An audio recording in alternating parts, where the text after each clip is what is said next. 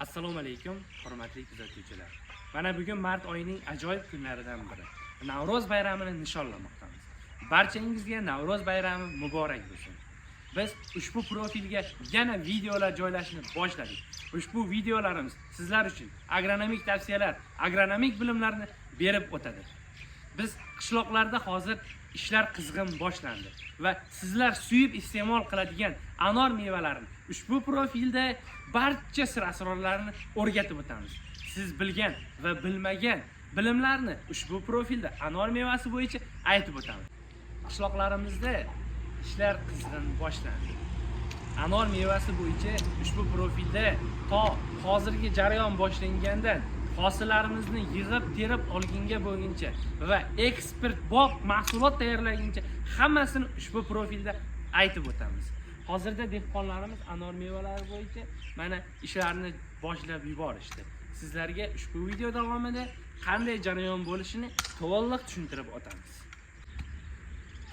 Anor ko'chatlarini hozirgi paytda ko'paytirish usullari juda ham ko'payib ketgan. Ya'ni bularga hozirda urug'idan ko'paytirish yoki qalamchalar orqali, ya'ni tanasidagi o'sha o'suvchi shoxlari, meva hosil beruvchi shoxlarini qalamcha orqali ko'paytirish usullari bor va hozirgi paytda eng rivojlanib borayotgan zamonaviy usullardan biri bu in vitro usuli orqali ham anor ko'chatlari ko'paytirilmoqda.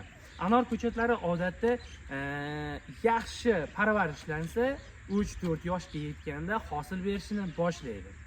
O'zi odatda hosil berish o'sha ko'chatlarimiz 8-10 yoshga yetganda o'zining eng yaxshi serhosil paytiga yetib keladi va yaxshi hosil berishni boshlaydi. Ushbu bog'imizda ham hozir ko'pchilikni qiziqtiradigan savollardan biri bu anor ko'chatlari o'zi necha yil yashaydi yoki necha yil umr ko'radi, necha yil hosil ola olamiz degan savollar juda ko'pchilikni qiziqtiradi va ushbu savolga ushbu videoda javob aytib o'tsam, hozirgi turgan bog'imizda ham 60-70 yoshga yetgan anor ko'chatlari ushbu bog'da bor va hozir ham o'zining eng yaxshi hosillarini berib, shirin mevalari bilan xalqimizda o'zining qalbidan joy olgan deb to'liq ayta olaman. Anor ko'chatlari nega bunday tartibda tuproq ostiga ko'milgan deb ko'pchilikni ushbu savol qiziqtiradi.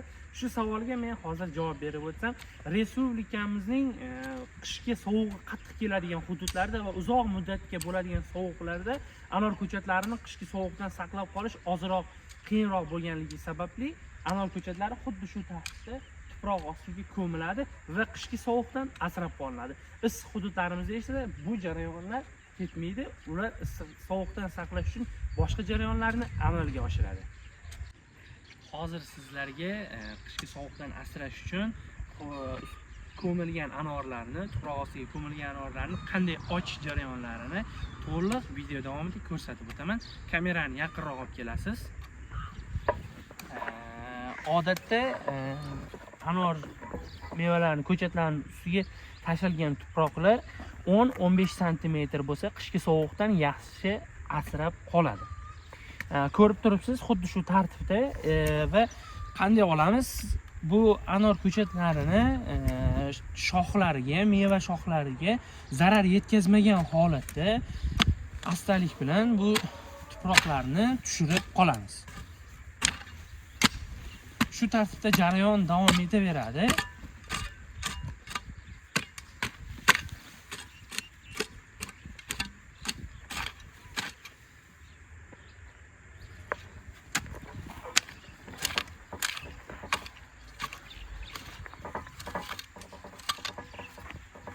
Mana ko'rsatib o'tganimizdek, tuproqlar olinib, bu hosil shoxlariga zarar yetkazmagan holda anor ko'chatlarini ochamiz. Zarar yetkazib qolingan shoxlari bo'lsa, ya'ni bizning ish qurollarimiz zararlab qo'ygan shoxlarni esa ertangi butash paytlarida u shoxlari olib tashlanadi. Sababi u zararlangan shoxlar ertaga kasallik keltirib chiqarishi mumkin. Xo'p, bundan keyingi jarayon qanday davom etadi, uni video davomida ko'rsatib o'tamiz.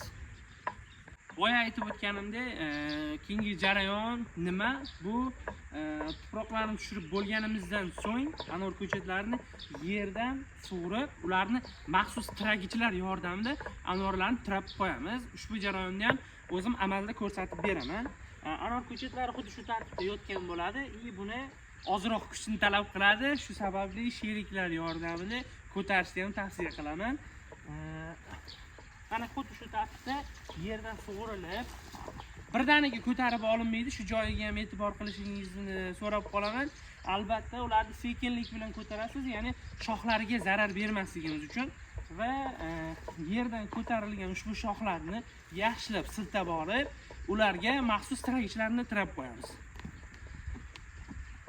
Tiragichni olib kelib bersangiz, tiragichlarimiz o'zimizda mahalliy daraxtlarimizdan chiqqan, ularni shu shoxlari yordamida tiragichlar yasaymiz. Bularni anor shoxlarini asosiy novdalardan shu shoxlar boshlanadigan joyiga tirab ko'tariladi. Bizda anor ko'chatlari bo'yicha hali qiziqarli ma'lumotlar, siz bilgan va bilmagan ma'lumotlar juda ham ko'p. Biz ushbu ma'lumotlarni va boshqa agronomik tavsiyalarni o'zimizning bu blogimizga joylab boramiz. Bizni kuzatishda davom eting. O'zingizni qiziqtirgan savollar bo'lsa, izohlarga yozib qoldiring. Xayr, salomat.